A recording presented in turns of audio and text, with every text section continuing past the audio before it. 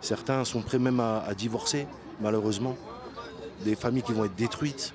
Et il y en a même qui sont prêts à se foutre en l'air. À se foutre en l'air. Après, il faut les comprendre. C'est des gens qui ont donné toute leur vie dedans. Ils ont des crédits, ils ont des enfants, ils ont des choses à gérer de l'autre côté. C'est quelque chose de grave quand on entend ça quand même.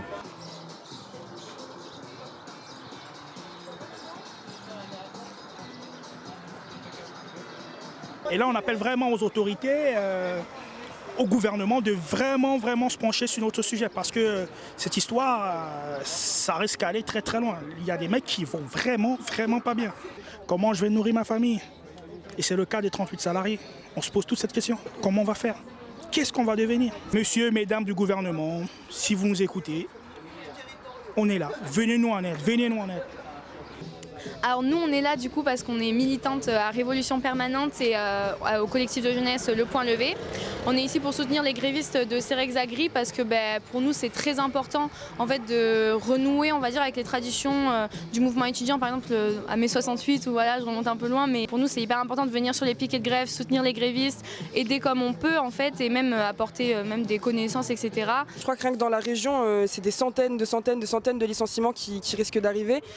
Et en fait, on ne vient pas seulement là pour soutenir, mais aussi pour essayer de réfléchir à une stratégie sur comment gagner, empêcher la fermeture de l'usine, ou en tout cas la repousser le plus possible, et permettre aux travailleurs qui sont là de garder leurs emplois et des revenus, quoi, tout simplement. Le cas de Cerex Agri, c'est un cas d'école, en fait, un cas pionnier. Enfin, c'est la fermeture d'une usine de 38 employés qui, en fait, depuis des années, dénoncent les conditions de travail dans lesquelles ils exercent. En fait, on voit bien que l'entreprise qui du coup appartient à UPL, qui est une des multinationales qui fait le plus de bénéfices chaque année, en fait n'investit pas dans le site et a laissé le site à l'abandon et en fait se sert de ça comme justification pour la fermeture du site. C'est ultra important d'apporter nos soutiens et de pousser les grévistes en fait pour qu'ils puissent avoir leurs propres revendications, notamment contre la fermeture de l'usine pour qu'ils puissent garder leur emploi. Le 12 mai, on nous a annoncé officieusement comme quoi qu'un projet de PSE allait être mis en place. Et du coup, une semaine après, le PDG est venu officiellement voir tout le personnel et a déclaré voilà, qu'un PSE allait être mis en place. Voilà, ça a foudroyé tout le monde, en sachant que c'est une entreprise qui fait beaucoup d'argent. Elle n'a aucun souci. L'entreprise, on est numéro 5 mondial, enfin le groupe UPL, en chimie industrielle. Donc il y a des profits astronomiques. Les produits là, nos produits là ici, ils vont partir sur une usine qu'ils ont rachetée il n'y a pas très longtemps. Et ils vont être fabriqués ailleurs. C'est un regroupement tout simple qui met 38 personnes au chômage. Ça nous est tombé dessus comme ça. Moi, il me reste 8 mois à faire avant de partir en retraite.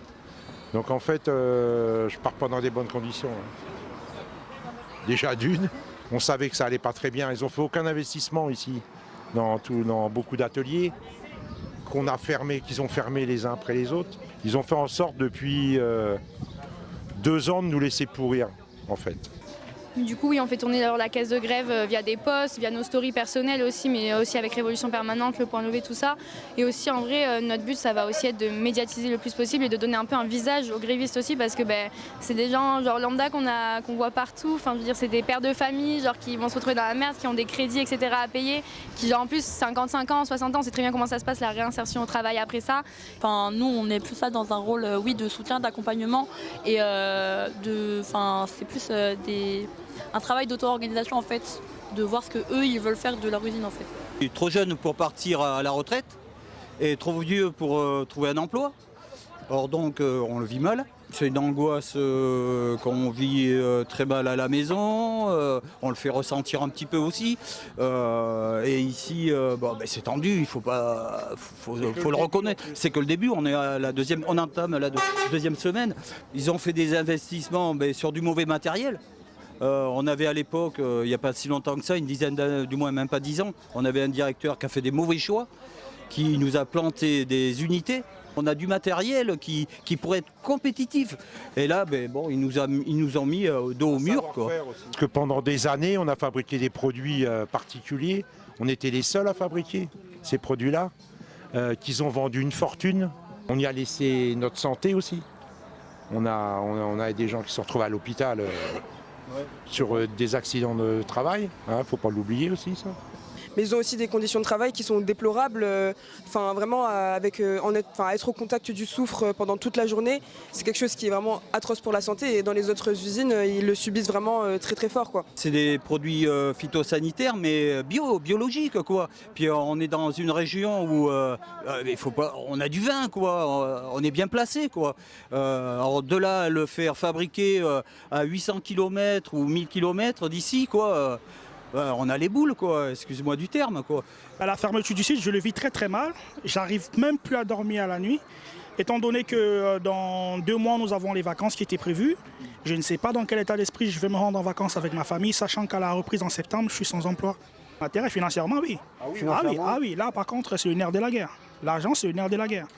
Comment on va faire pour retrouver un boulot avec ce qu'on a gagné déjà, ce qu'on avait déjà acquis? On avait déjà un niveau de vie. Là, si vous voulez, c'est des salaires qui vont être divisés par 2, quoi. Carrément. Il y en a le mien, comme il y en a, ils vont perdre un tiers, d'autres. Mais c'est vrai que, oui, on va redescendre, on va se retrouver en bas de l'échelle, quoi. On va se retrouver soit opérateur, ou soit pour les autres caristes. Mais bon, il ne faut pas oublier qu'il n'y a pas que nous ici, dans le bassin de la Gironde, qui vont tomber au chômage. Il y en a d'autres, il y a d'autres sociétés, quoi. Il n'y a pas que nous, quoi. Parce que là, on voit quand même un noyau dur dans les grévistes, etc. Et s'ils arrivent à motiver autour de tous leurs collègues, etc., qu'on arrive à bloquer bien les cargaisons, je pense que déjà, si on empêche en fait, que l'usine soit vidée, ça peut bien bloquer le patron. Et je pense que cette grève, elle peut être victorieuse comme les années passées, il y avait une autre grève victorieuse, etc. Mais il faut juste par contre que les grévistes soient bien déterminés. C'est aussi pour ça qu'on est là, pour leur redonner aussi un peu d'espoir, quoi. Ouais. Du coup, nous, notre but, ça va être déjà de venir le plus possible, en tout cas toujours avec une délégation au piquet de grève, etc. Et de pousser les travailleurs à bien s'auto-organiser parce que ça va être une lutte assez longue, assez épuisante, éprouvante. Et du coup, le but, c'est de réussir à avoir des relais, à se relayer, à pas toujours que ce soit les mêmes sur les piquets, etc. À aussi faire des AG, par exemple. On peut essayer de participer potentiellement aux AG pour essayer de les aiguiller ou quoi avec les connaissances qu'on peut avoir. Mais ça va être de pousser à un cadre d'auto-organisation, quoi. Il faut alerter le maire, le préfet, le député. Et puis c'est leur devoir aussi. C'est leur devoir de montrer, de prouver que il n'y a pas de raison, que c'est un coup monté par cette entreprise, qu'elle veut délocaliser, alors qu'elle est là depuis, déjà rien que le site il est là depuis plus de 100 ans. Quelle ville de France peut se prétendre d'avoir une usine centenaire? D'ailleurs, elle a ramené plus de 20 intérimaires à ce moment-là.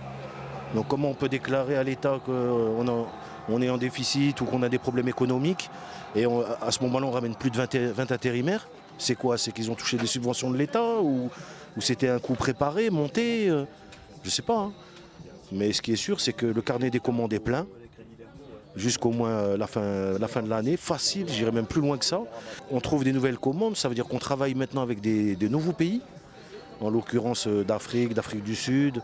Bref, on a des nouveaux clients, quoi. Donc on ne peut pas dire que l'entreprise va mal. Là, c'est pas correct de leur part. C'est pas correct de leur part. Il y a 38 familles maintenant qui vont se retrouver sur le carreau.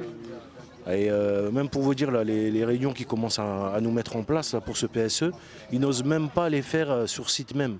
Et ils ont de l'argent pour aller louer des salles de conférence dans des hôtels, aux alentours ou dans d'autres villes. Pourquoi?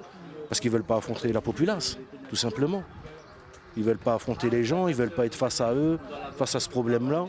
Par contre, ils ont de l'argent pour aller dépenser, pour aller dans des réunions, aller dans des hôtels, venir la veille, aller manger dans des restaurants, se faire plaisir. On essaie aussi de diffuser tout simplement le fait qu'il y a quelque chose qui se passe ici et de trouver des moyens d'élargir à ce qu'il y ait plein d'autres secteurs qui viennent rejoindre, que ce soit en physique sur le piquet, mais aussi qui relayent le plus possible sur les réseaux sociaux, etc. En visibilisant, forcément, ça permet déjà de remotiver les travailleurs. Faire tourner une caisse de grève, c'est le point numéro 1. Parce qu'en fait, quand tu as un PSE d'une telle ampleur qui nécessite une lutte profonde et longue en haleine, tu vois, même si la direction essaie de fermer le site en 2 mois, ça demande beaucoup de ressources. Donc déjà, je pense que la première tâche concrète que nous, on peut aider à faire, c'est faire tourner la caisse de grève. La caisse de grève, c'est si tu veux, c'est une cagnotte qui sert en fait à dédommager entre guillemets les travailleurs qui se mettent en grève et qui donc perdent de l'argent parce qu'ils travaillent pas, ils produisent pas, ils sont pas payés par le patron quoi. Cet argent concrètement il va servir à ce que la grève elle puisse continuer quoi, que les travailleurs ils puissent manger, y compris s'il y a besoin d'acheter du matériel pour la grève on puisse le faire. Donc ça c'est le premier truc de solidarité je pense qui s'impose et de soutien concret que nous on peut apporter, c'est de faire tourner cette caisse de grève-là. D'apporter du soutien concret, matériel, financier en fait pour continuer la grève. Donc ça, moi je pense que c'est un axe très important. Quand on dit organiser aussi le piquet, etc., ça peut aussi être faciliter les grévistes par exemple qui ont des enfants, qui habitent loin, etc. Et du coup c'est un peu galère de venir. On peut nous en tant qu'étudiants organiser une espèce de garderie, on va occuper les enfants, etc. pour qu'eux-mêmes puissent venir et participer aux discussions et tout ça quoi. Oui, ça serait sympa voilà, d'avoir un appui des gens, d'un peu tout le monde quoi. Ouais. On va finir comment? Les gens sont abattus, hein. Ils viennent au travail, ils veulent plus travailler. Il y en a, ils ont donné leur vie dans cette entreprise, on les jette du jour au lendemain. Il y en a qui ont donné même leur santé. Et là, ça devient grave quand même. Hein. Ouais, la bataille, elle commence comme ça. On n'est pas parti pour qu'ils nous ferment dans 2 mois. Par contre, c'est ce qu'ils ont planifié. Ils ont déjà planifié des dates. Et nous, on va batailler pour retarder, repousser, trouver des solutions. Un repreneur aussi. Comment une entreprise qui, l'année dernière, en 2024, nous avons réalisé plus de 7 millions de bénéfices sur 3 sites, je vous rappelle, Bassens, Morinx et Le Canet à Marseille. Nous avons réalisé plus de 7 millions, dont ils ont donné 4 millions de dividendes aux actionnaires. Comment tu peux gaver les actionnaires et nous, tu nous fermes par derrière, pourtant c'est nous qui t'avons donné cet argent pour que tu remplisses les poches des actionnaires. Tous les agriculteurs, tous les producteurs de raisins, de vin de la région, ils utilisent nos produits. Et maintenant, pourquoi ils vont devoir aller récupérer ces produits-là à plus de 1000 km? Tout ça, ça engendre énormément de problèmes. Ça va impacter non pas que le site, pas que le personnel ici. Ça va impacter sur toute la population, toute la région. Et les clients et tout ça. Donc dans ces cas-là, l'État, il est d'accord avec ça? Il les laisse prendre des millions, des centaines, des dizaines de millions. Et à côté de ça, donner si vous permettez, des cacahuètes au personnel, en sachant que c'est grâce à eux qu'ils ont fait leur propre richesse. Moi, je trouve que c'est pas correct. Voilà. Il y a des collègues à nous qui vont vraiment pas bien psychologiquement. Nous avons un tas de soufre là-bas, une matière première que nous utilisons pour nos produits. Et je vous dis, il y a des mecs qui sont en train de perdre la boule. Et avec ce soufre, les mecs ils sont capables de faire du grand n'importe quoi, un grand bordel. Et croyez-moi, il n'y aura pas que Serexagri qui sera concerné, ce sera toute la ville de Bassens qui sera concernée parce qu'il va se passer si les mecs viennent à péter un câble. S'il vous plaît, si vous nous entendez, essayez de voir comment vous pouvez rentrer en contact avec nous, avec la direction. Mais nous, à Serexagri, on est devant le portail. On tient un piquet de grève tous les jours de 8h à 17h. On apporte tout notre courage aux grévistes et voilà, on sera là jusqu'à la fin. La nationalisation, sous contrôle ouvrier de l'usine, c'est clairement une solution. Parce que si tu veux, en fait, il y a plein d'agriculteurs partout autour qui cherchent des engrais, par exemple, que c'est principalement ce que produit Serexagri, des produits phytosanitaires. Mais donc du coup, nous, oui, on porte ce mot d'ordre de nationalisation sans indemnité ni rachat et sous contrôle ouvrier en fait de l'usine. Y compris parce que ce que ça te montre, cette situation, c'est que les patrons sont même pas capables de gérer correctement l'usine. Ça fait des années qu'il y a une asphyxie d'investissement de ouf, où en fait les mecs ne réinvestissent même pas dans les machines, laissent le site tomber en rade. Je sais que sur le site de Marseille, c'est des conditions de travail qui sont encore d'une autre dimension, où il y a des rats dans les douches, des trucs comme ça, tu vois. Enfin, c'est des conditions de travail qui sont horribles et il n'y a pas de maintenance des lieux, etc. Et Serexagri, Bassens, ce qui est le plus caractéristique, c'est que les patrons, ils n'investissent pas dans les machines, ils les laissent sans maintenance, etc. Et s'ils sous-investissent, c'est parce que c'est une solution plus économique pour eux, pour faire plus de profit d'un groupe international qui développe en plus des profits colossaux, quoi. Je m'arrête là, mais du coup, oui, nous, on défend ce mot d'ordre de nationalisation sous contrôle ouvrier des travailleurs et sans rachat ni indemnité. Mais la seule solution que je vois, c'est une solution qui sera collective, parce que de la même manière, du coup, où je viens aujourd'hui pour soutenir cette grève en espérant qu'elle soit victorieuse et à réfléchir des stratégies avec les travailleurs, etc. C'est des moments où peut-être, du coup, à l'avenir, ces travailleurs-là, ils viendront aussi sur d'autres choses, parce que la vérité, c'est qu'aujourd'hui, on est encore dans un moment où notre classe, elle est hyper fragmentée. Sur des choses. Tu parles des travailleurs en fait, de ceux qui vivent de leur travail quoi. Oui voilà. Contrairement à ceux qui vivent de la rente par exemple. Par exemple.